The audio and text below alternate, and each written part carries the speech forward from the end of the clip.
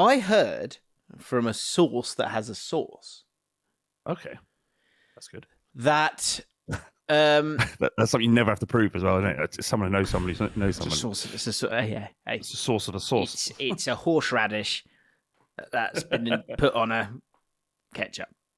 A source of a source said that apparently Salah, and that source knows someone who's in the Liverpool squad. Okay, right, and they were saying that apparently Mo Salah was like almost giddy at the end of the game because he knew he was about to cause a stir, and actually he quite he sort of enjoys it all. Really? That feels like a stretch, especially with the tenuous. It is a source of a source. But it is a source of a source of a source. Take it with a pinch of salt. But I am going to put this out there to thousands of people.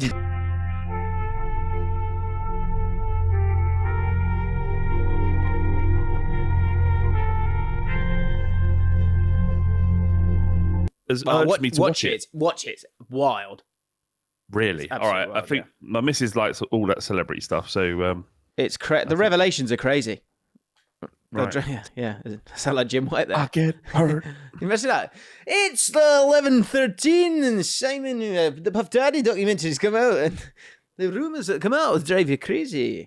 How do you feel about that? Pretty good. Yeah. Hello, everyone. Welcome back to James and Flav for now in an explosive week for Liverpool Football Club. And they are called Liverpool Football Club. It does my head in. It does my head in so much. It happened. We did our big fat quiz of the year, didn't we? On Monday, on Monday down at Spotify Studios. It was lovely to see you again, Jim. Lovely. But I was just listening to everyone just go Liverpool Football Club, Liverpool Football Club. It's just called Liverpool, Everton, West Ham, Manchester United, Tottenham. See? It's the same. So every easy. other team. So easy. I know. I do. So this is Liverpool Football Club. This is Liverpool. So the thing with Liverpool Football Club, we fucking know you're a football club. Fuck me, stop. It's like saying Sir Alex Ferguson. I don't have to say it. I'm not a Man United fan. Wow, it doesn't mean anything to me. Respect the Knight of the Realm, please. No. I will not. It's up to me whether I put the Sir. Don't go Sir Alex Ferguson. Actually. Do you call him Lord Sugar or do you call him Lord exactly Alan Sugar? No, do you? Alan Sugar. You call him Alan Sugar, right? Oh no, I was just wondering, just because he's one of your greats. I thought you might call him Lord Alan Sugar. Yeah, I mean, I think I'd like to. If we've got obviously got our beloved patrons with us right now, as we draw closer to Christmas, which always a special time. So I always more appreciative of you people than ever before. As I reflect on the last year. And we often have a lot of Liverpool fans. And I would love to know Liverpool Football Club fans' relationship with saying Liverpool Football Club. And if you could explain, is it because you're not a United or a City or a Rovers or a Wanderers or a Park Rangers? Is it because of that? Or is it a power move to make your club sound more grandiose? Of course it is. Than it is. Not than it is. It is grandiose. Understood. Yeah, no, it's 100% grandiose. I mean, don't get me wrong. What Liverpool have achieved is impossible. I don't know why it's become. It's like everyone has Tourette's when it comes to this word. It's the only football club where it happens to. Yeah, and you know what it's about. The reason we're bringing this up is because we just watched Gerard's comments on it, and he sort of snuck in the Liverpool Football Club in there. I know Pajak. I think Pajak's spoken about this. How he can't not say it. And I heard Does he when he says he can't say it? Is it that Pajak? That's when he says Liverpool, it just falls out. I think it's because I think there's actually something nice in it, and it's like you sort of love that club so much, and you hold it there. Fine. So my relationship with my club is not. I'm not holding it there. I'd love to. But I think it's also a mouthful, isn't it? Queen's Park Rangers Football Club. It's just that's true. Yeah, no one does it anyway. But yeah, so I do. I don't mind Liverpool fans doing it. I have no issue with Liverpool fans doing it. I don't mind that. I understand it. You're in a way, in the way that we all boost our own clubs up and have fierce agendas when talking about our clubs. Absolutely fine with Liverpool fans. No issue with Liverpool fans doing it all. A Leeds fan, I have right. That was your problem. Oh right. That was my issue. Throwing daggers at Ellis Platten, are you? Yeah. I mean, yeah. I don't think We were always going to figure that out. Imagine that little kernel turned into a huge beef. I think Alice Blatten for saying Liverpool Football Club. It's a good point. You know, I just thought he was a lovely human being. Can I add that as well? Yeah, he was a really nice lad. That won't get. I mean, that's not going to get in. All right. But Okay. Inevitably. Apparently, this is AP, who I don't know is a Liverpool fan. He says it's to exaggerate the importance of the institution. I presume he's not. Connor O'Reilly. It's because the city is also called that, which isn't the case for other teams. Yes, it is. Huh? Sorry? Oh, you mean just the name? Well, I guess West Ham's United. They don't have a thing like what you said, Jim. They have the suffix. They don't have the suffix, do they? Is that the right one? I think it is. AB says that's bollocks, Connor. Leeds, Newcastle, Burnley. Well, Leeds are called Leeds United. Newcastle called Newcastle Burnley. United. Burnley, to be fair though, he's right about Burnley. Burnley. Sorry, any of these guys rarely get their full name, but they do have a full name. I think that's the important thing. What the cat has just drug in. Go on. Oh dear. Oh dear. Well, do you know what's great? Just great about this podcast, and I've always believed in this, is that football fans know football. All right, football fans know football. Right. Sometimes for years we've been fighting the good fight. We're going, football fans, they know their club. Right. They're knowledgeable about the game. Case in point, Luke Stokes. Now, morning, Luke. Luke's just popped his How you doing, Luke? Well, top of the world, are we? Good morning. Where are we at the moment, Luke? Are you still in London? Or have you made your way back to Birmingham? Let me know. Oh, he went down for the game, did he? Luke Stokes. So, for anyone who doesn't know, Luke is a good friend of ours and a huge Birmingham City fan. We've mentioned him once or twice, and we will get back to the Liverpool Mo Salah situation. We will be This is bigger though. We will be speaking about Aston Villa as well, who are doing incredibly well right now. And we'll look to fix the Mo Salah situation. We just need to fix it. And I know exactly how to fix it, by the way. Yeah, same. But first, football fans know football. I received a message yesterday. Oh. Who from? Now, so if anyone knows, Luke's Birmingham City fan. Birmingham City playing Big QPR. time. Big They're time. playing QPR yesterday, right? QPR.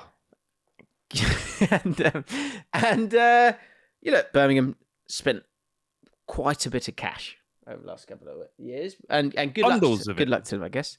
But Let's just talk about this. League One, £15 million on a striker, unheard of. Unbelievable. And inevitably looking to do the jump. I get it. Pop it. Championship can't be that hard, can it? And Luke messaged me. He's sort of is he setting himself up here? Let's dissect this. What's he trying to do here, Luke? What's Luke trying to do here? I'm happy to give him the benefit of the doubt. Well, let me be and the judge of suggest that football fans know football. Okay. He said this. Good luck tonight, mate. Good luck tonight, mate. Good luck tonight. Just make my way down in motorway or not. It doesn't talk like that. Good luck tonight, mate. You should beat us tonight. Oh, come on. Come on, Luke, don't. not you, bro.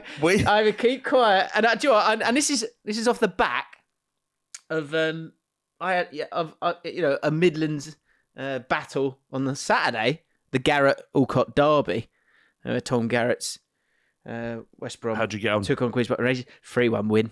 Pretty easy. You won 3-1? Easy 3-1 win for the R's. Yeah, sure. Just slaps him aside. Yeah. And do you know what? It was more of a, I don't know if it was a power move or what. Happy for you to analyse this as well. Garrett just said, is it still, because he'd asked me last time, he said, Belushi's still the best place to go? And I went, yeah, probably for you boys, yeah. Trying to keep it manly. And then waited for the victory, which duly came. And then we had a little bit of patter about it. I said, well, look, see what I did here? Clever little. Were we worth the win? I'd seen the momentum bar. I'd seen the momentum bar, Flav. I knew we were worth the win. 3-1. Class act. Tom Garrett says 100%. We created nothing. Even our goal was out of nothing. Then he couldn't help himself, I had to chuck this one in. We handed you a few goals, but you were far better. To be fair, watching the goals, they did give us a couple of goals. And I said, that's just what I wanted to hear. Anyway, back to Luke. Yeah. So we've slapped up one Midlands club. Next up, Birmingham City. Luke's gone with the old, you should win tonight. Nah. Don't do that to me. Don't do that. Don't do that. Don't do that. Just don't say anything. You don't belittle my victory before it's even happened because you're afraid. Don't do that to me. Exactly. That's like me texting a gooner on the day going, probably do us today. Yeah. Don't want to hear exactly, it. Don't want to hear it. Is that who you want to be? Luke, is that who you want to be? Because you want... That was the truth, he says. Doesn't matter. It doesn't matter what the truth is. I'll tell you what the truth is, Luke. You, my son, you were afraid of plucky little QPR. Afraid of them. Do you know what you remind me of there? And I can't... it comes up on my YouTube shorts all the time. I don't know if you've seen this. It's an interview with this woman who's chatting to this Arsenal fan, and she goes... And she's like, I think I might be in love with you. And he's like, I think I'm in love with you. And have you ever seen that? And she goes, I might have to wrap my legs around you. And he says, do it and I'll eat my way to your heart. and then she goes, but let me ask you one question. Ashley Cole, is he Gooner or Chelsea? And have you not seen this clip? It's brilliant. Someone send it to me. But to be honest, does it have any Arsenal badge in it at all? Because I skip past I don't know, just like the way he goes, Chelsea. Ooh, you Ashley Cole is dirty boy. Don't come round here, my fella. You're not a gooner, my fella. It's class. Surely someone else has seen that. I hope that someone else has, but it's brilliant if you do come across it. Anyway, He says, so good luck tonight. Okay, I'm reading. I'm in. You should beat us tonight. Don't do that, Luke. Yep. We can't buy a good performance away. Why are you coming then? All the money. Why are you coming then? You know, that kind of attitude. Well, also, surely you spent enough money to sort of negate these problems. Yeah. Right? Exactly. Away form is the stumbling block. You can't. Yeah. If you can't buy an away win, who can? Exactly. I mean. And he said, with that team, has to be a QPR win, sadly. Where are you going then? I wait. What actually happened then, Jim? Queen's Park Rangers with a 40th minute bullet header from Jimmy Dunn. Kept quiet. Didn't go early with it. I thought I'll wait. I'm boarding a flight to Japan today. First time I've ever been to Japan for a pretty cool thing, which we can talk about in a bit. But because of that, I need to do Christmassy stuff. So I've not been able to make either of these home games. So I wasn't able to go to the game. But what I was doing was I was with the missus, like sort of gently doing the little. Yeah. So, you've got to do it really not. Did I check that on my phone? Yeah, still 1-0. Still 1-0, 67 minutes. Good. No, surely you not being there means you can check your phone every now and then. Well, yeah. I mean, I was just trying to keep it. I was just trying to get it right. Also, you don't want to just torture yourself, right? So then 1-0, and I'm looking 87. I'm thinking, and because you've left it a bit of time, you don't really know what the time is. When you're looking, you're thinking, not just is the score, but it's sort of like, I'm hoping there's a 9 there. No, 87. And then I have another quick look. 94 minutes. 1-0. Gutted. It's over. And then something so, I want to use the word analog, but so basic and glorious happened. I looked at my phone and it was saying 1-1, and I had this intrusive thought of turn to 2. The number, the number on your app, turn to 2. Turn to 2. Just turn to 2. Come on, turn to 2. I was like, I can't believe we're drawing that. I've been leading it. And I looked again. It turned to 2, boys! It turned to 2! Kieran Morgan, the youngster who's come through the academy, didn't cost a fucking penny, Luke. He smashed it in the bottom corner. And the lads go wild. 2-1 to the Arse. Come on. Kieran Morgan bleeds blue and white. You haven't got a single player who gives a shit about your football club, Luke. Since he was released by Spurs, he bleeds. Was it that lad? Yeah. Mate, the technique on his shot, Mate, beautiful. Good player. Yeah, good player. Is he playing regularly? Is he? Player, if developed and nurtured instead of just sort of, bought and plonked. You can't. Yeah, and just go, you're not worth any time. Let's dump £10 million on a player to replace you. No. Have we learned anything from Liverpool this year? You can't buy and plonk. You cannot buy and bulk and plonk. Mate, I'm watching the goal now. The limbs in the QPR. Oh, mate, I was gutted I wasn't there. Yeah, Gary Mate. represented the family, fortunately. Yeah, but he was going mental. Mate, he did a little video of the song at the end. The guy behind him grabbed him and sung the punchline at the end. Boys are doing well. Anyway, I'm not excited in the least because, as I said a few weeks ago, I haven't got time for this. I haven't got You time haven't forgiven for them this yet. That's nonsense. what's happened. No, it's Jim, not about all right, well, forgiving them. let me... It's about setting the standard, like Mo Salah. It's just always setting the standard. Just quickly, because I don't know if you probably haven't done this, right? Because obviously, like you say, it's not at this point you're not really interested. But no. I did have a check of the league table. I mean, I'm happy to. I'll pop it up if I must. Go on. I'll pop it up if I've got to. But yeah, so I replied to Luke afterwards saying, "You know your stuff," because he called it, didn't he? Well done, Luke. Well done, Luke. The moral, you got the real victory there. Calling the score. Why do you back the lads? Why do you back the lads just a little bit more? Yeah, why do you hate yourself so much? You know why? Because it's plastic. It doesn't mean anything because of all the money you spent. Innit?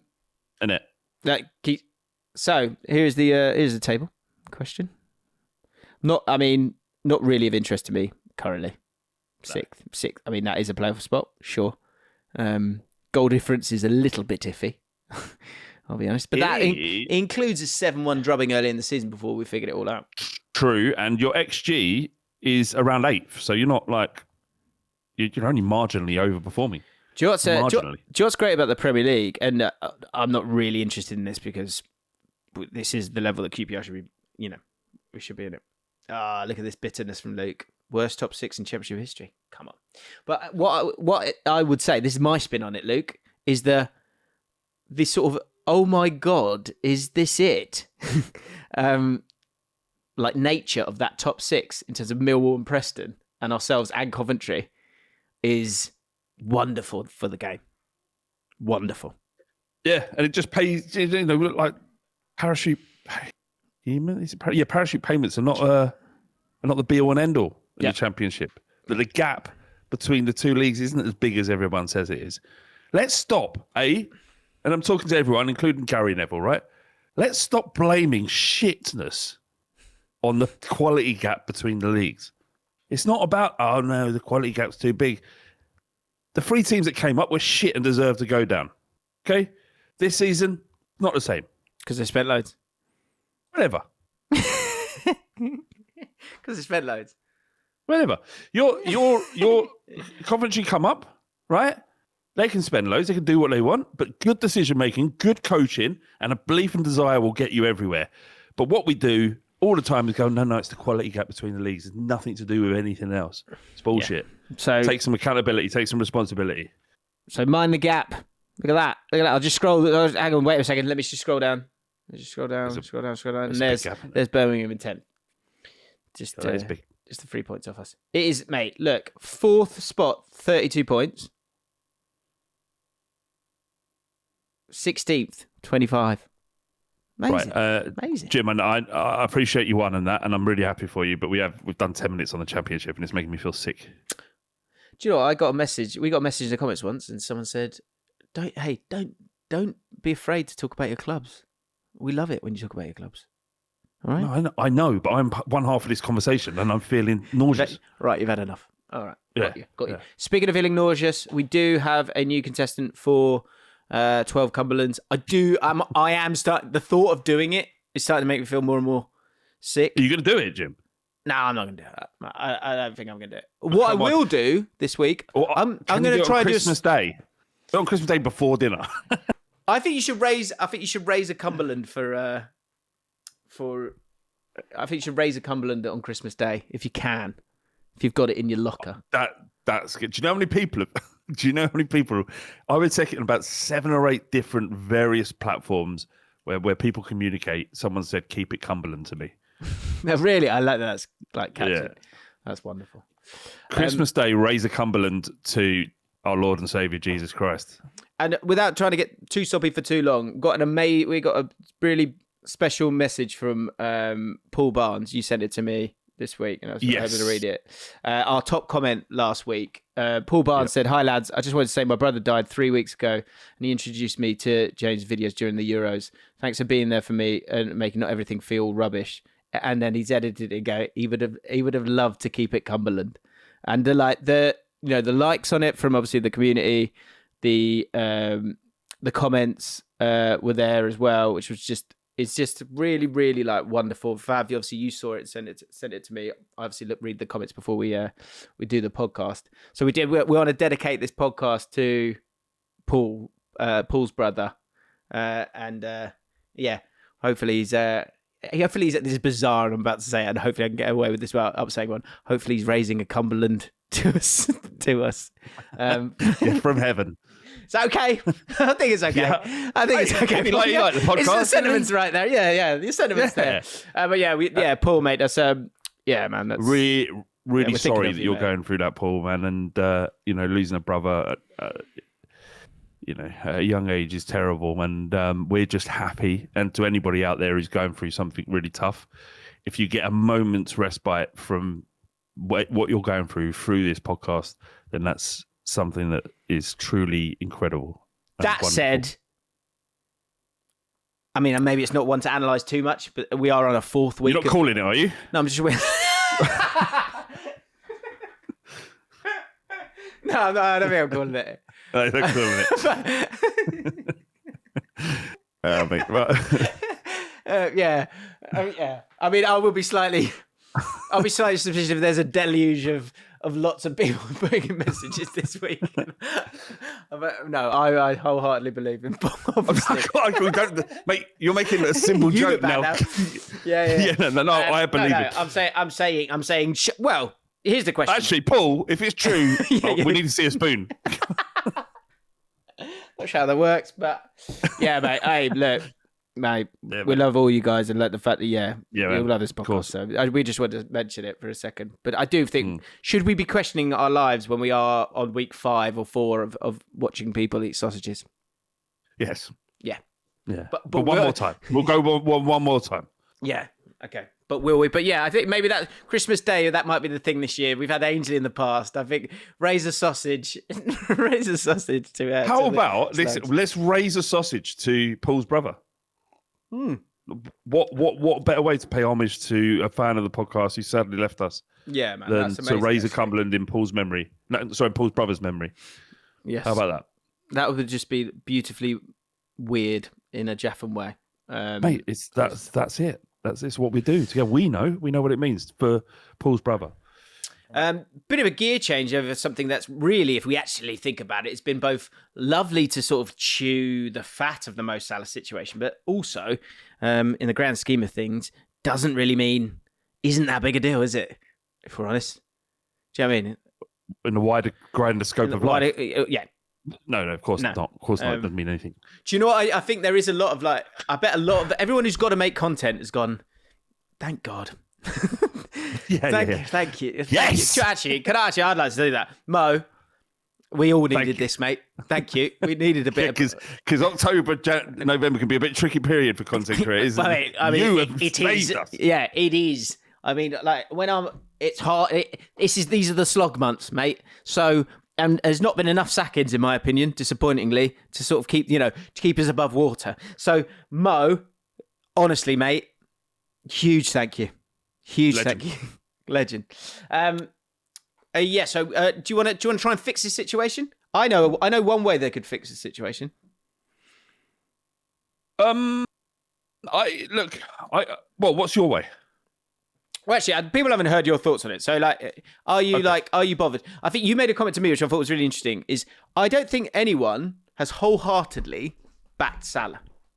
No, I haven't seen it anywhere. In fact, you've got every legend of the league has come out and made a point about this because it was so out the blue, so out of keeping with what you expect from professional footballers. Like, it's not like he's been frozen out and training with the kids, which you've seen before, and you don't even hear a comment from a player. He's just not made the first 11 for 3 games. It isn't that big a deal. And maybe, like you just said, Jim, on the grand scheme of things, if you look at life and you look at how, what is and isn't important, you just say to yourself, well, maybe I'll get a move or something. But he's come out and he's just fucking lit up. I don't know if you've seen, Jim. There is the footage where he's giving his speech or his thoughts and comments about the situation. Behind him is Liverpool's press officer, and you can see him just every time Salah says something, he just holds his head like that, literally, and then goes on his phone. He's saying he's gone mental, he's gone rogue. Yeah. Now it's like he's been. It's like he's got cramp or something. He's got because when he hears like the first one, he's gone. The first one he goes like that, and he's like, oh. Yeah. And then when he says something else about throwing under the bus, he goes. Because that's his job for the next week, maybe more. And so I just had to check because I've got a mutual friend of us. We spoke about this, right?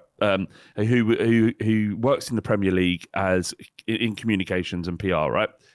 And I went, that's definitely Liverpool's press officer. And he goes, yes, this is his name. And I was like, wow. Mate, what can you do there? And he said, you can't. What you're not gonna say is grab Mo Salah and go, no. Come away, drag him away from the journalist. You're never going to do that. So you just have to let it happen. I'd love to know. I need to talk. I know who you're talking to. Well, Ian Taylor. Yeah. I need to talk to him because I think one thing in terms of like your relationship with words that people are saying is a really interesting one here because like this whole world that we're in of where Arne Slot has to answer questions on these things. But also I was thinking with that press guy who's got to deal with it. Are you both like quite not sensitive, but like reactive to like, oh my God, he said that. But also with enough experience, you probably know that everything will pass. Like every storm, like every media storm kind of has heat and then the temperature cools with it, doesn't it? Like with the Salah stuff, I think you got Monday, Tuesday, then you're waiting for that game and the first comments from Arne Slot, and that adds it's like a sauna. So like from nowhere, you've got quite a cold room, and Salah's got a whole bucket of water in the sauna. He's gone, bah! And he's just gone without telling anyone. Yeah, but then that will gently sort of steam up and calm down. But then when Arne Slot's the awkward bloke who walks over with gets the little spoon and then pours another one on, and he has to do it. Like Arne Slot doesn't want to pour another one on. He just wants to get back to his job, but he has to talk about it. Has to talk about it. And then even after the game, he obviously has to go up to Clarence Seedorf, who I thought interviewed him brilliantly actually, and he has to talk about it again and again and again. It's such a huge part of a manager's job now, is having to deal with wildly awkward, weird media storms. I think he's done quite well, personally. On a Slot? Yeah. Yeah. Look, when he's close, he says, we struggled this season in the second half of last season. I tried to adapt, but after PSV and Forest, I decided not having Salah as a starter against West Ham, Sunderland and Leeds. Everyone can have their opinion. It's up to us to respond when a player uses words that we cannot accept.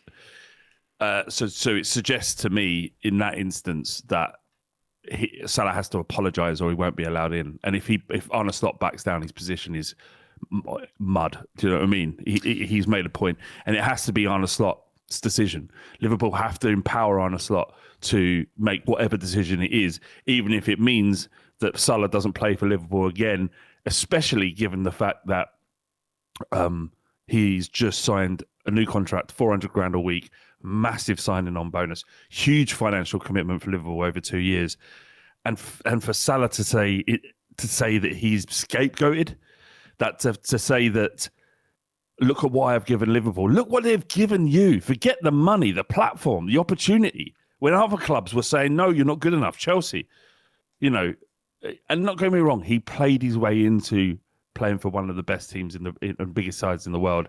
His form at Fiorentina, his form at Roma, was it as well? Yeah. Was incredible. He really formed what he did when he was at Basel. I remember Spurs playing him, Tottenham playing him when he was at Basel. And I was like, who is this kid? He is unreal. He must have been about 19, 20 then. I was like, this kid is unbelievable. And then he was signed by Chelsea. It didn't go well. But from that point, he earned everything, right? He earned his right to play for Liverpool. But you can't say that Liverpool haven't played a role in creating a platform, a squad, a playing style, a commitment financially to and a protection of him through the years, because he wouldn't have signed a new contract. You signed a new contract, and then the minute it goes wrong, they're throwing me under the bus. It's pathetic, but it doesn't matter really what I think. Like Thierry Henry, obviously, is probably regarded as the best player the Premier League's ever seen. He said, I had my problems with Wenger and Guardiola. Did I ever talk about it publicly? Never. No matter what's happening internally, you protect your club, your teammates, the manager and the staff. You don't air dirty laundry in public, especially when the club is going through bad moments. Now that is coming from a man who cheated his way to France, qualifying against Ireland with a handball that should have been called. The goal should never have stood, and France shouldn't have won that game. Kept quiet then as well, didn't he? Cheater Thierry Henry has that to say about Mo Salah. So, what can you do? Do you know what I heard? I heard from a source that has a source. Okay, that's good. That that's something you never have to prove as well, isn't it? It's someone who knows somebody who knows someone. It's a source of a source. It's a horseradish that's been put on a ketchup. A source of a source said that apparently Salah. And that source knows someone who's in the Liverpool squad. Okay. Right. And they were saying that apparently Mo Salah was like almost giddy at the end of the game because he knew he was about to cause a stir. And actually he quite he sort of enjoys it all. Really? That feels like a stretch, especially with the tenuous. It is a source of a source. But it is a source of a source of a source. Take it with a pinch of salt.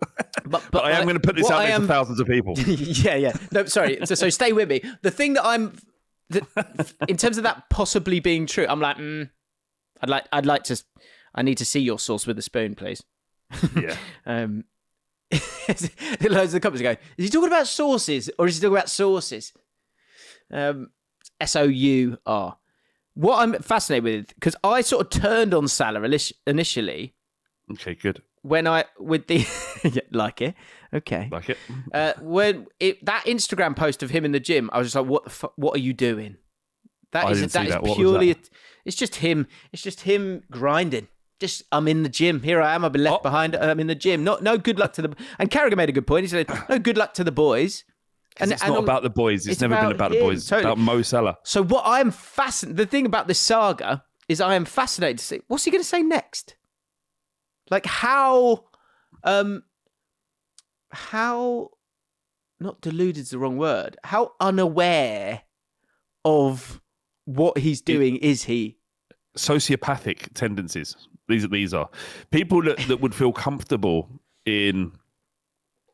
delivering that information, knowing that the explosive fallout of it and the impact that it's going to have, not just on the fans and not just on the his fellow players and his manager and stuff. These are people that he has to be around because he's saying, you lot are not good enough. I shouldn't be on the bench. This is outrageous. That kind of actually stinks whether or not you're... Do you think, do you think the squad would interpret it that way? Absolutely, I would. So what are you saying? I'm intrigued. I think strikers are like that. Yeah, fine. So I think I would go knowing. I mean, if you want to be willing to be aware of those dynamics, I think you would go, that's just Mo being Mo. I think the problem is, well, actually, the interesting thing here is that has he actually relieved some of the pressure on the group by taking all the heat himself. I don't think he's done this on purpose, but because we're talking about Mo Salah, we are not talking about Liverpool's performances. I mean, and fortunately, they got the win, like by hook or by crook. Like it was one of the softest penalties, but they got the penalty and they won the game, and so that goes away. So we can't talk about that. You can have another few days of Mo. So I think it's from that point of view, it's kind of helped the squad a little bit. I wonder if some people are smart enough to go, this kind of useful. Well, hang on a second. Let's just have a quick look. So Salah was left out of the West Ham game, wasn't he? Was he on the bench in that one? So he hasn't started any of them. He came on at half time in the Sunderland game. Right, Liverpool won 2-0 against West Ham. Drew against Sunderland, not a bad result. Everyone knows what Sunderland are. Leeds, it can happen in the Premier League, didn't lose. And they've just gone to Inter and won 1-0. If they beat Brighton, that'll be 5 at home. That'll be 5 games without Salah as an influence. That's what talks. It doesn't matter what Salah's opinion is, what Slot's opinion is. If they remain undefeated without him, then that's an issue. And imagine that energy in the room. Like it's I don't know, mate. He's mad. The guy's he's mental. He's mad. He's mad. You can't willfully create that situation. Yeah, and the only time you hear from him, when has he ever come out? I don't know. Maybe he has, and Liverpool fans will know more about this than me. And I haven't even heard any Liverpool fans defend him, to be honest. And that's strange in itself, because generally they're defensive of any of their players. They defend Suarez when he was blatantly racist and bit people, and they all came out with Suarez tops on, right? So they're not afraid of defending players if it's one of theirs and they're good, which Salah is. But no one's come out and really. I spoke to a few of them, and no one's come out and went, yeah, I can kind of understand his position, because his position is mental. We all know that in football. I think you could, like Henry said, it's interesting. It was like, I can understand the why, as in like the why he feels that way. Yeah, that's fair. It's the how. I don't know if it's totally correct. It's the how and the when. Like, why do it now? Like, I think footballers need to be smart in the sense of, well, and maybe he is smart enough to go, I don't care about what this is going to cause, like the stir that this has caused. I don't care. Like, I want people talking about me. It might be like, that's what Ronaldo, it was a similar vibe, wasn't it? There's a couple of interesting article here. I thought there's a couple of interesting comments from the BBC. They were looking at some of the comments from people. Klopp said the only problem you have with Mo is when you're not playing him. He said, Klopp said, I wouldn't say he's easy to manage, but he's also not difficult to manage. You only have problems with Mo if he's not playing or you take him off. And also, Lallana said he will always be trying to prove someone wrong. In terms of like there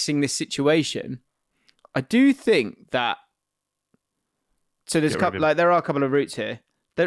For someone who, and let's not forget how unbelievable Mo Salah has been.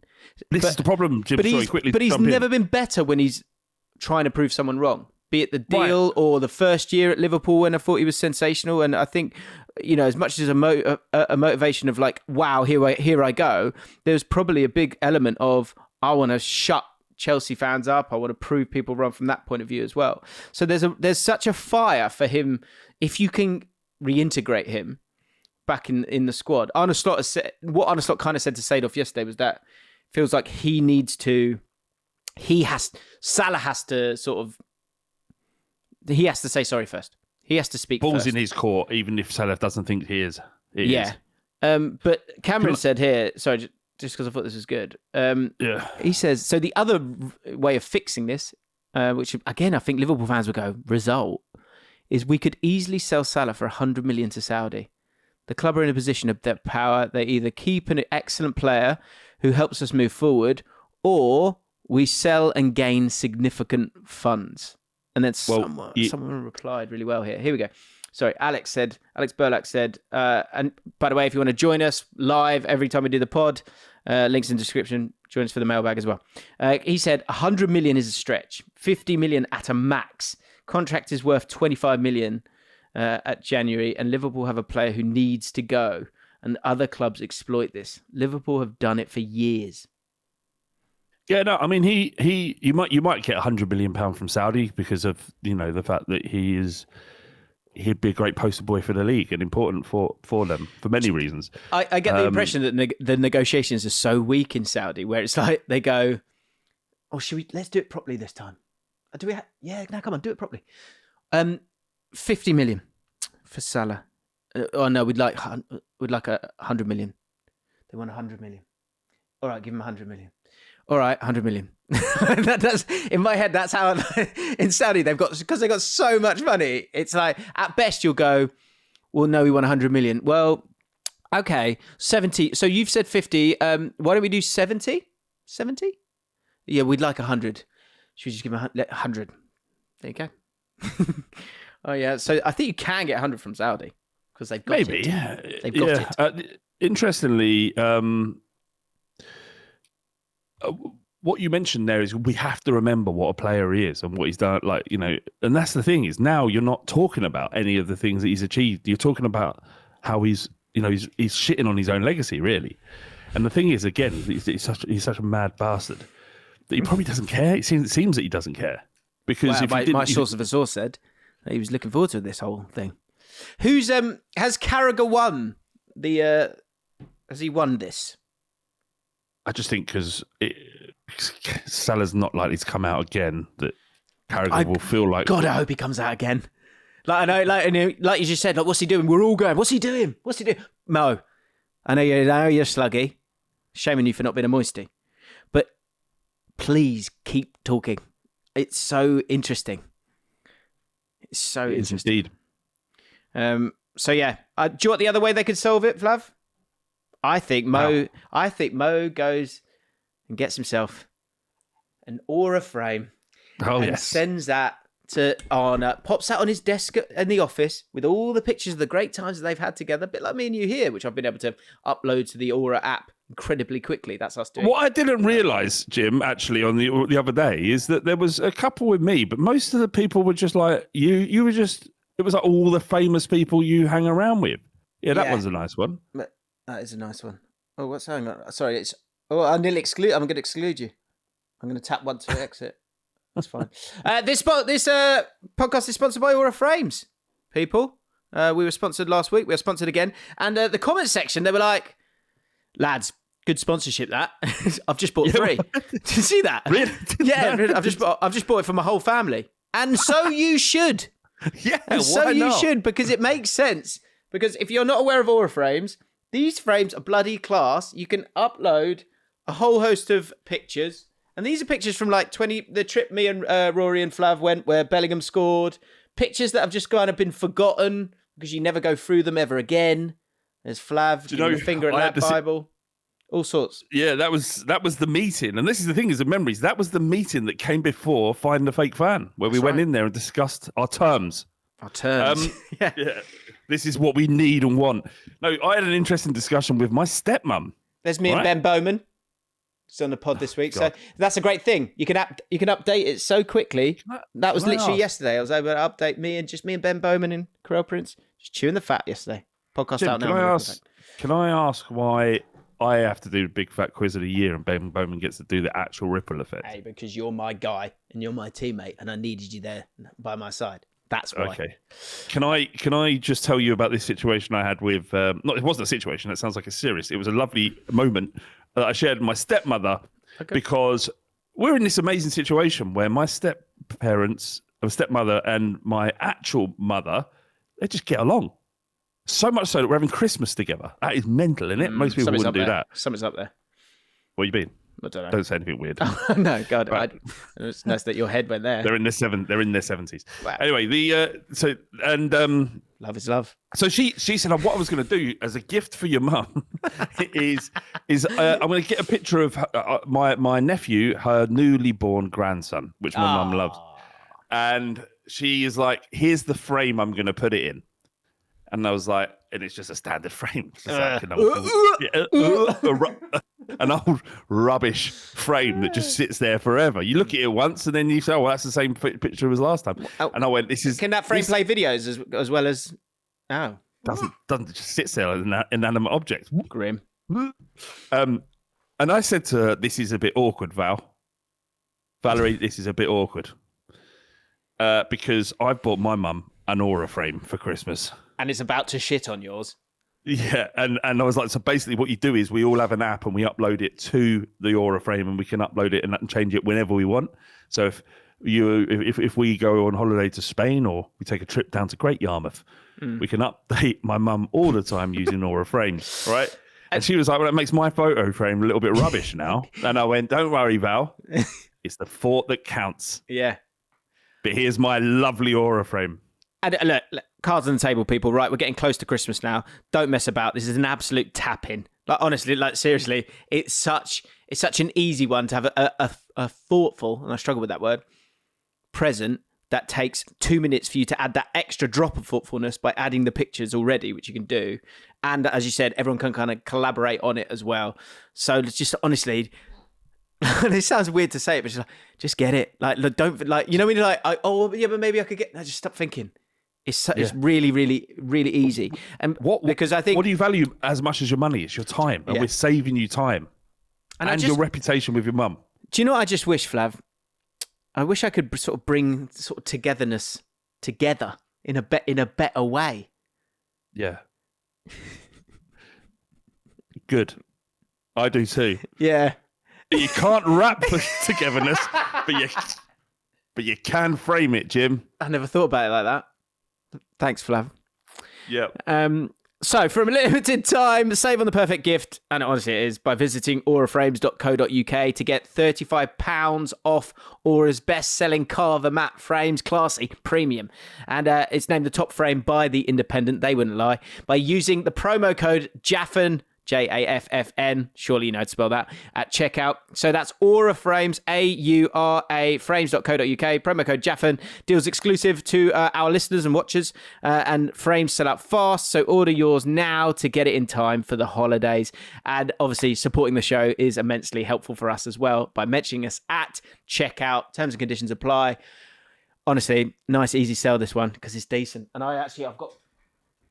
They sent two, one for me and one for Flav. Yeah, they sent two, Jim. And I was like, oh, can I have one for my mum? And you went, oh, I've actually promised it to somebody else. I was like, well, what? Myself. Your sister, is it? Well, no, I'm just... Because it's a tapping. Honestly, it's tapping. It's absolute tapping. Right, I want to talk about...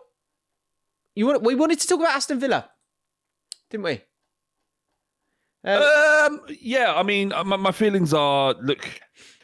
I hate them. I hate Aston Villa. I hate their fans. No, but what I really mean is they keep coming for Spurs. And that's why there's this sort of underground, gritty little issue that's forming between both of Spurs fans and Villa fans, right? And they think that they should be at the top table, eating the lovely food, all the grapes and the meat, and being served by wonderful people. And there's just cocks and tits everywhere. Right, I love it. I was like, where's his head at here? I was thinking, because you paused at lovely people. What did you want to say? Because then like 3 seconds after that, you like had to say cocks and arses. So what did you want to say when you said lovely people? What did you want to say? Like bucks and wenches. But I don't even know what that means. What's a buck? Buxom, Buxom. It means buxom. Yeah. Got it. Right. No, what I mean is it's good up here. It's good. We eat well. Yeah. And all of our worldly desires have come true at the big table, the big six table. Sure. Right? Yeah. And Aston Villa want a part of it. And they're blaming us. They're going, well, you lot shouldn't be part of this. And I'm like, well, it ain't about that. We're not decided to be there. This is just how people talk about us, right? And they're saying, and they have a right to say that by finishing above Spurs consistently, because Spurs are the team, let's be honest, that are most likely to drop out of this Big Six conversation. And I have no problem with that. I don't even give a shit about being a part of it, honestly. But it's their obsession that Spurs shouldn't, that's now got my back up. And now I'm going, actually, no, we are a part of it. Now it is important to me. Before I didn't give a shit. Now it means everything, right? So... Especially when you got Villa fans go, no, it should be us. It should be us as being part. Just wind your neck in a little bit, right? You currently are having a good run of it. And don't get me wrong, when Buendia scored that goal against Arsenal, I was in a pub with my father We grabbed each other and jumped up and down, right? You gave that to me. Great win. And thank you. Committing bodies in the last minute as well. Yeah. Deserved it, right? And now you're third in the league. Now I'm hearing Villa fans going, why can't we win the league? This is what I want to talk about. Why can't we win the league? Why can't I? Why can't we win the league? There's no reason why we can't win the league. Why is no one talking about us? And we are talking about you. We're talking about you right now. Yeah, yes, and Catherine, you are rent free in my head. You've made it so that Villa, you're on my kind of hate list at the moment, unfortunately, and I don't want to feel that way about you. I do. I'm willing your downfall. And what I would just point at, and you know how much I love a bit of XG. Sure, you're third in the league, but your XG would put you at 16th.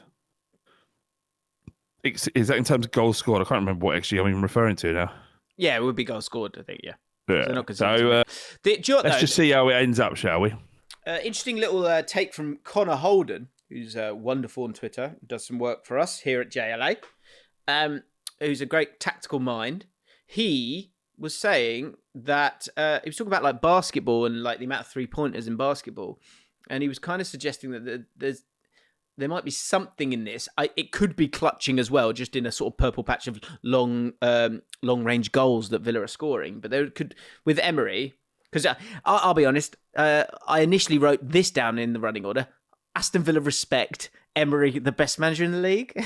But we've taken a turn, we've taken a slight turn, and that's fine. But the long range goals, which means you've got lower XG obviously as well, but they are scoring from those goals. There's a suggestion that doing that, having some of those, having more long-range shots because people don't really do that, can then lead to defences jumping a bit more, which then leads to space in behind. So there might be something in that in terms of the fallacy of all of it. Also, I would just say, who gives a shit? Like if you're in and amongst it, you're in and amongst it. You don't need other people to talk about you. No, but I'm happy. Once you're knocking around the title race, we need to talk. We obviously need to talk about you more. What I struggle with, and so because I got a bit of heat last week because we put a video out after Arsenal lost to Villa, and so Villa fans were kind of like, "Where's the respect?" But I watched it back and I didn't think there was that much disrespect. If anything, I was sort of saying like Emery's unbelievable, which I am intrigued to like get your take on that. The thing that surely, and maybe I'm wrong here, but you can be and God, you should be excited about Aston Villa doing something special this year, right? But you can also this idea of like, well, why can't we win the league? I think you can kind of go, God, I'd bloody love us to win the league. Oh, that's fine. Yeah. But this I'm like, why does no one believe we can win the league? I think you can be logical and go, it's like QPR going, I'd love us to fit in it. Oh my God, if we got in the top two, it would just be unbelievable. What an achievement.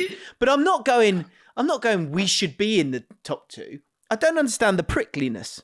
That's what I'm struggling with here. Does that make sense? I think I've got, I think I know what it is. I think it's this Big Six thing is an issue for them. And there is this other group they're called, and there's a subreddit, a brilliant subreddit, one of the best football subreddits out there, called The Other 14. And it's basically every member of the other 14 teams in the Premier League just hating on all the big teams. It's wicked, right? I go on it all the time. Mate, very funny. I will be joining that Reddit. I'm excited about that. Yeah, you join it. It's a brilliant subreddit. But Liverpool, sort of Villa and Newcastle are like, they're in the middle because they don't really want to be they don't want to be with the scum. Yeah, mate. That is a sort of such a truth for every club, depending on where you are. As long as you're in a league that you believe is beneath you. Yeah. So Villa feel like that when they were in the Championship. They were like, "Oh, get it. Oh yeah. No.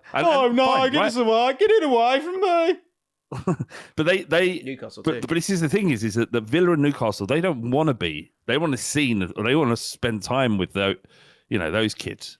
They want the smelly kids. Smelly kids. They want to hang around with the cool kids, with the night trainers, and when they are legitimately, in terms of their footballing ability, a part of it. They are one of, because the league doesn't lie, the best 6 teams in the league at the moment. Mm-hmm. I feel like they need the recognition and that's what we're seeing. Whereas the reality is, you've got the playing staff, you've got an elite manager, such a good manager. Is like he? You can achieve everything you're demanding. How much of a drop off is there, Catherine? Question for you here as well. How much of a drop? We can win the league. We can win the league. Says Fine. I agree with you. You can, but it would be an enormous shock. It would be an enormous shock, right? It'd be less of a shock than Leicester. I don't think but that's it would be an enormous shock. And this is the thing. This is the thing, James. Is if the reason why people aren't talking about Aston Villa winning the league is because it almost never happens that a team with your amount of financial restriction compared to, say, Man City, or the teams that generate the most revenue go on to win the league. It's shown that over and over again in the last 20 years. So most football fans are just attuned to the idea that Man City, Arsenal, and who is it? Chelsea or Liverpool will win the league each year because they have every advantage. If Villa do it, it would be a great thing for the league. It would be a wicked thing for I Premier want League. Villa to win the league. Full stop. Full stop. I want Villa to. I want to see. I want to see Catherine crying. I want to see her crying with joy in May, whatever it is. That's what I want. That's what I want more than most things. Why did you do it through gritted teeth? Did you want to see Catherine? I want to see her crying. Yeah. I want to see her crying. I'm fucking Yeah. Not sure. No comment. AP said it's because this is a very fair point. Villa fans are probably screaming right now. It's because because they're a huge club with European Cups who always win. They should really be in the Big Six. So here's the point, right? This is the question I was going to ask before. I think Villa have got a chance. I'd be amazed if they didn't fall away, because I'm not sure they have enough goals in that team, and I think there's a huge reliance on Watkins. My question is how good is that squad if Emery's not there? That's what I don't know the truth, but like Matty Cash is banging in goals for fun, and like a lot of those players are really, really good players, but I think Villa fans would say the same. It's like Emery's kind of genius, but also the mix of that with the buy-in of really, really good players. That is the magic sauce here. A sauce in an AUCE this time. But yeah, without Emery, and obviously they're going to have Emery, so they've always got a chance there. But I think it's understandable to think that Villa squad. I mean, I need to look at it again. Maybe I'm missing the point here. Like, maybe it is a really good squad. It is a pretty good squad. No, it is a good squad. It's certainly a top 4 squad. Is it a squad that is as good as Manchester City's and Arsenal's? It almost has to be. Right. Catherine says, without Emery, we are nothing. Is he the best manager in the league? If he's consistently overperforming. You've got to look at Villa as with the significant disadvantage of which they have at the moment, which is they cannot compete on a financial level with Manchester City and Arsenal and Tottenham and others, because they are restricted by how they've gone about business previously. In terms of PSR rules, their squad cost is an issue. And they have to fix it. And in the meantime, they won't be able to spend lots of money, right? Everyone knew the rules, by the way. Let's not just say that Villa are being hard done by. They aren't. But everyone knew the rules. But the good thing is they kept. That's what I said in the summer, and it was like looking pretty bad as a shout, but like it's kind of looking okay now. Is that they're not lost anyone, and they had got a group that have been together for a while, and everyone is. They lost Asensio and Rashford, didn't they? But they couldn't make them permanent because they didn't. Yeah. But you've got like Tillemans at 28, and McGinn at 31. Still, Boubacar Kamara's 26. Like Konsa and those guys, they're all at like 28. Pau Torres 28. Like Matty Cash 28. You've got a lot of players in the kind of peak of their career where I think mentally they can deal with it and take on information, and Emery's always going to give you that. But also they're good players in themselves as well. So their poor performances are not falling off a cliff like many are. Come on, Villa! I've sort of talked myself into it now. Weird. I'm looking through the other 14 because I was looking for this post that someone did, and explaining what the Big Six means. And it isn't really about football anymore. It's more about, the financial might and the eyes that watch. How many eyes does it bring to the Premier League? That's where. So Spurs will get featured more than Villa, regardless if they, towards the end of the season, if they're still in the title race, Villa will be on every week. But it'll be, it's who brings the eyes from across the globe, which is a shame. But what I just can't stand. Actually, sorry, I was going through the other 14, and one of your tweets is on there, Jim. Oh, lovely. JLA. Please follow. Yeah. Welbeck has been has best conversion rate in Europe's top 5 leagues. He does, yeah. So that's what they do. They just push information that helps support the other 14. But there is, but people. This is what it is. People will say, "Well, why are Tottenham a part of the Big Six? Why are they? Why?" And the answer to this, the truthful answer is because we spent 25 years building Tottenham as a brand and as a business, and that's why they are. Why that's why you then? Because they've spent 15 years building a football dynasty. So I guess that's the issue. Is that stuff like Newcastle and Villa, they're not being allowed to do that. So that's their frustration as well, I'd imagine. They can build, but they can do that. They can do that. They can't do it in terms of playing staff. They can't invest in that, but they can build infrastructure around the football club that doesn't come into PSR. And Man City, along with being a very successful business side, football side, have also built a business that's worth, it makes them the highest generator of revenue in the world. Now, there's question marks about how they've achieved that as well. But Man City Villa fans shouldn't aspire to be what Man City is. They're facing 115 charges currently. That's not a good model. Anyway, my point is, Spurs didn't do that. Spurs didn't have an oil-rich club, oil-rich benefactor come in. We didn't have Roman Abramovich come in. Yet. What Daniel Levy did, yeah, of course, but what Daniel Levy did was spend 25 years building a football club which can generate more money, and that's what all this is about. And I'm not saying it's a good thing, it's just a fact, than Villa can, even if they win the Premier League. Even if they're in the Champions League and Spurs are not, we're still generating more money. 3 cheers for Daniel Levy? Yeah, definitely for that kind of stuff. Yeah, puts us in a good situation. Just say, Jasper White says, I think it's fair to say that it's a bigger achievement right now for Emery to do what he's doing than Pep to do what he's doing. So I think the best manager in the league implies some kind of current context in terms of right now. So yeah, I agree. I agree. Okay. Congratulations to Villa. I hope you win the league. All right. Last week, FKD said, when this pod gets on a run, it's like I feel like I'm watching the World Cup. And I was like, can you explain that for me? I think that's class.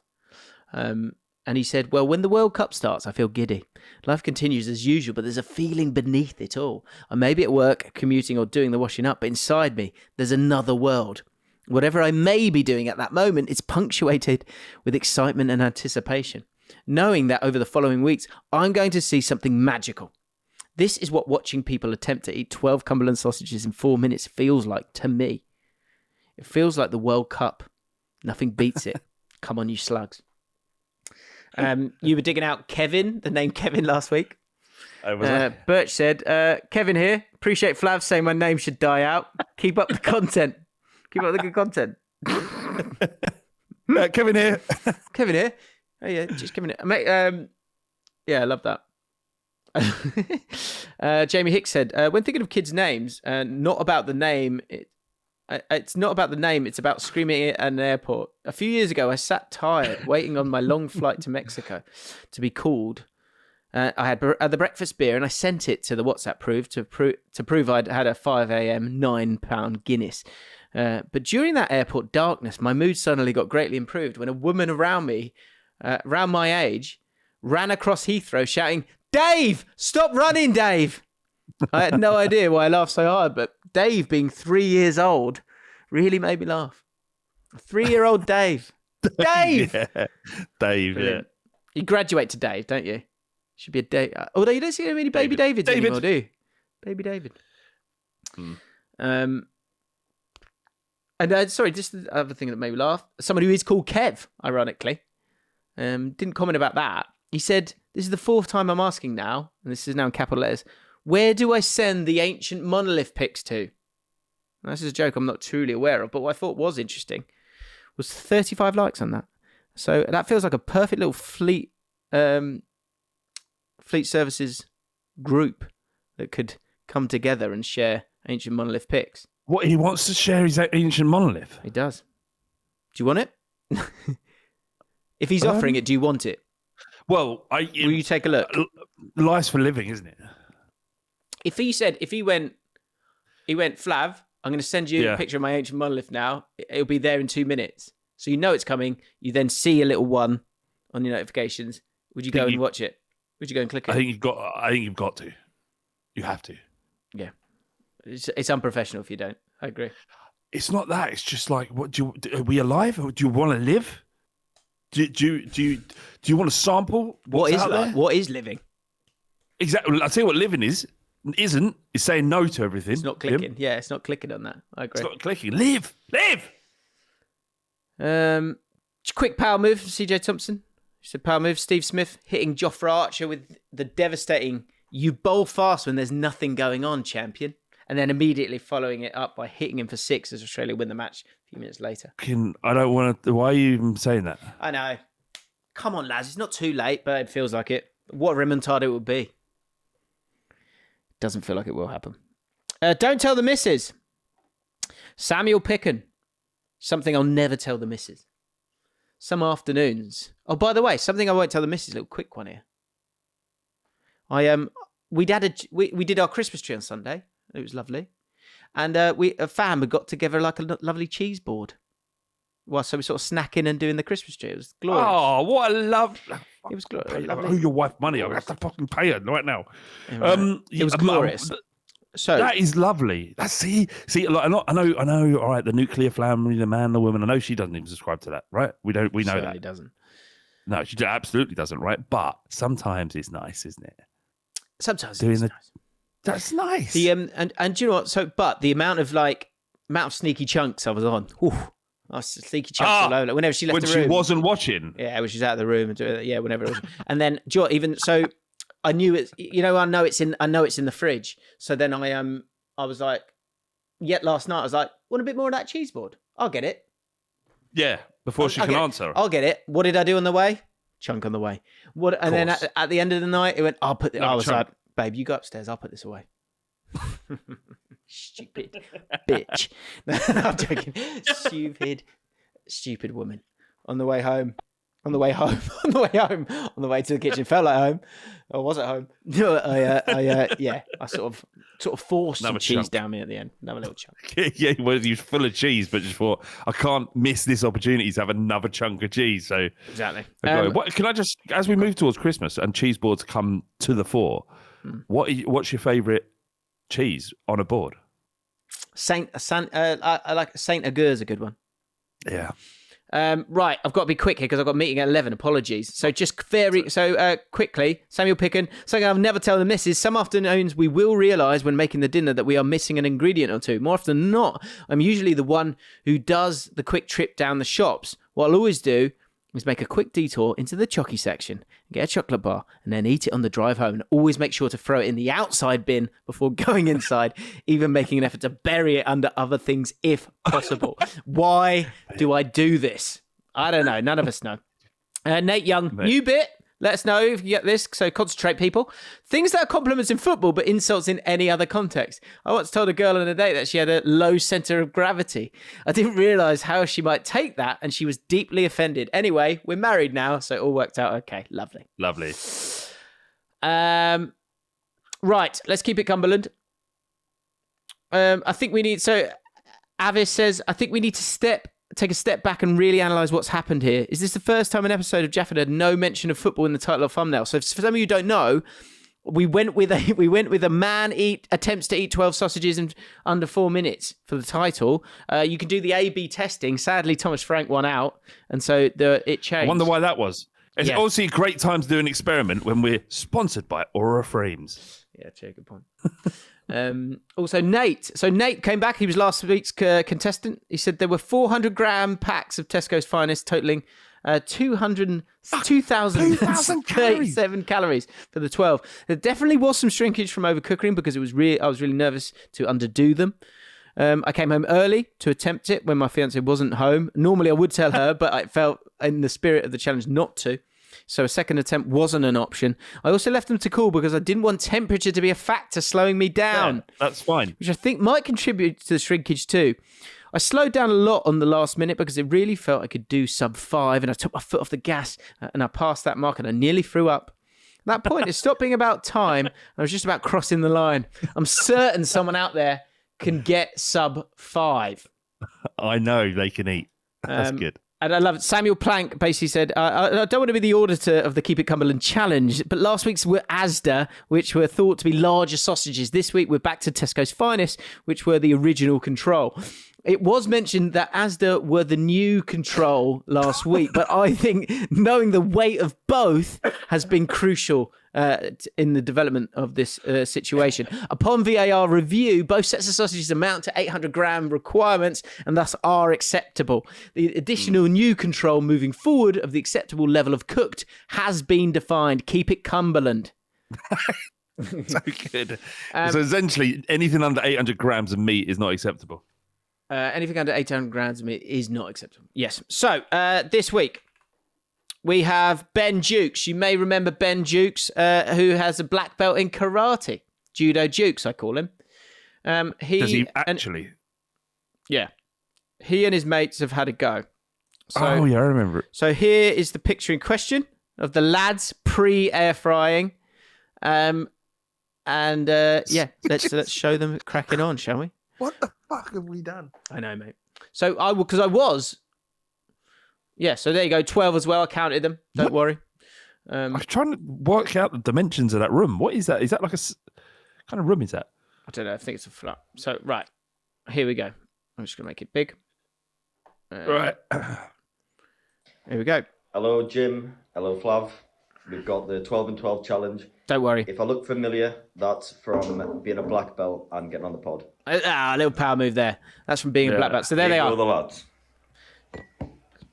So, just super quickly, who's going to win? The one on the right, I think. The one on the left looks nervous. Right, let's go. The one on the left looks nervous. Or is he just condiment. calm? Or is he just calm? You got to go fast. Oh, there is a condiment. Ketchup. Fine. So what they did here, the mistake they made, they've gone straight after cooking them. So they're really hot, he says. Yeah. Yeah, I do. He said you don't have to watch the whole thing. See what he's trying to do. See what he's trying to do. Nice try, mate. Yeah. What? Should we just go away while you don't complete the challenge? Is that what you're saying? No. Yeah.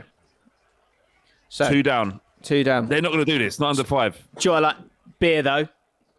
Fine. Extra points? We're not going to do this. Are they complaining about the heat? He's complaining about the heat, and so he's gone for a tactical move here, and because they're so hot, he's broken them up. Are we okay with that?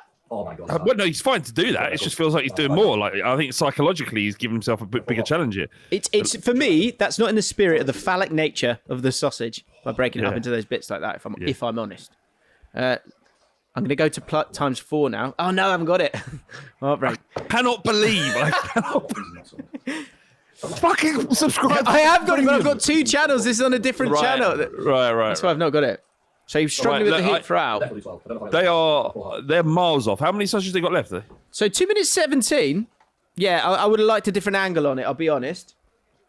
But he's moving pretty quick. The guy on the left, I thought he was going to maybe do this sort of stealth mode where he might be really quick.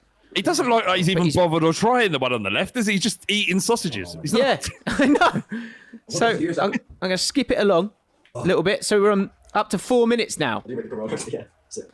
So he's not made the 4. He's not done in 4 minutes. The challenge continues, but he believes he can do it in 5.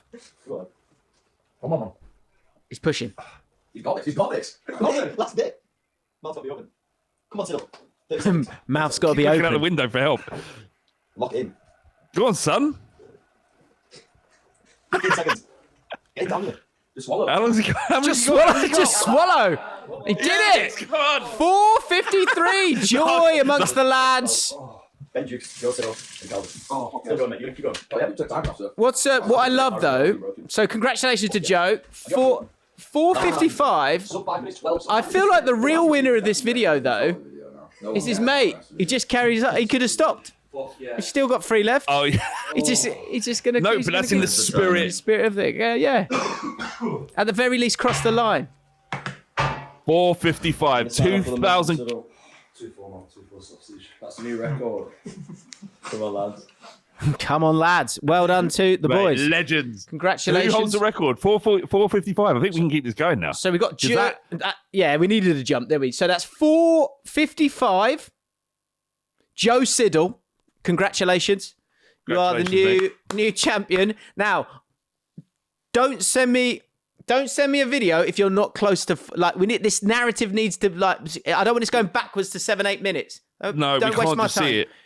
Yeah. Don't waste my time.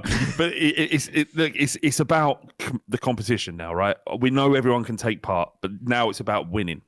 Agreed. Right? So if you get anywhere close to it, send it in. But otherwise, don't. Make sure to keep it Cumberland. Someone, come on. Someone's got to do it now. Someone's got to get close. Keep it Cumberland. And also, I haven't really got time to read out the comments, but I'm going to Japan today. I'm going to attempt to do a solo pint. I wanted to verbalise it. I mean, the airport's. That's where. Oh no, I want to do it in Japan. I want to see if I can sneak off and go into Japan. So Okay. that's the aim. And just shout out to Joe Mayat, who did a solo pint challenge after 500 days sober. He said, sober my own accord, nothing too deep. And he did it. He said it was bliss. So go out there and enjoy your solo pints. Right, guys, I have to go, but I love you all. And I love this podcast. And I love you, Flav. And I love you, mate. I'm about to leave. Keep it Cumberland. Mate, safe journey. Cheers, Bye-bye. mate. Speak soon, guys. See you on the other side.